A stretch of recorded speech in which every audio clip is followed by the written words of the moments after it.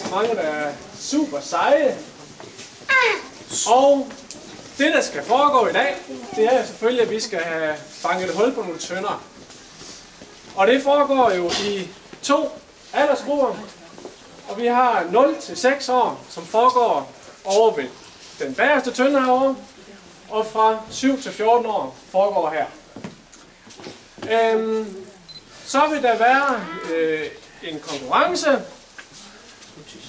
med sådan en folder her, som ligger over på bordet her, som I har dagen til at udfylde og fylde i kurven herover.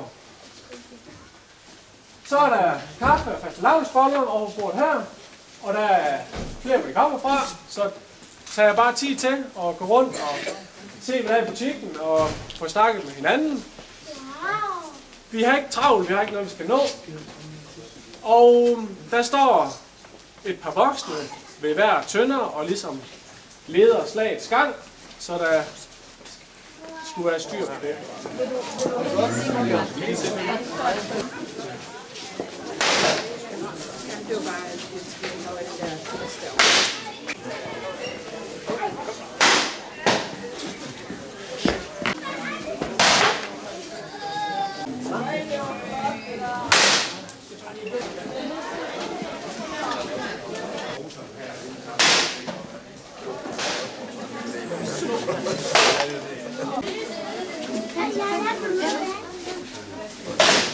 Wow.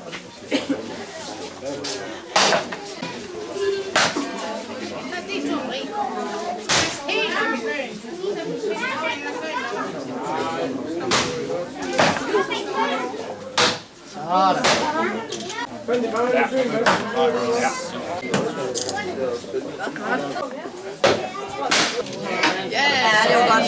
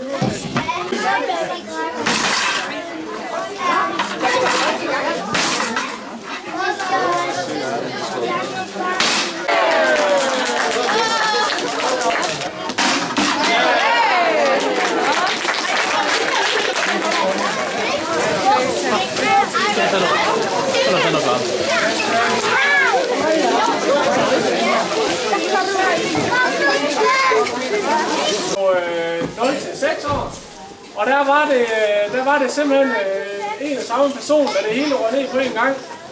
Og der skal vi have Gustav. Vi skal have Gustav heroppe. Der ligesom har gået rundt og holdt lidt øje med. Karoline. Karoline! Sådan, Karoline! Hun skal have den hånd. Og den er her.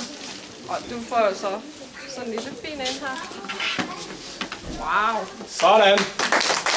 Så har vi til sidst at sige, at nu er det selvfølgelig lidt svært med hensyn til slik til så mange børn. Vi har nogle slikposer, og så vil vi gerne sige til forældrene, til dem, hvor vi ligesom kan fornemme, at børnene overhovedet ikke har fået noget slik. Kom over forbi Lars, så er der en slikpose til jer. Det må vi gøre.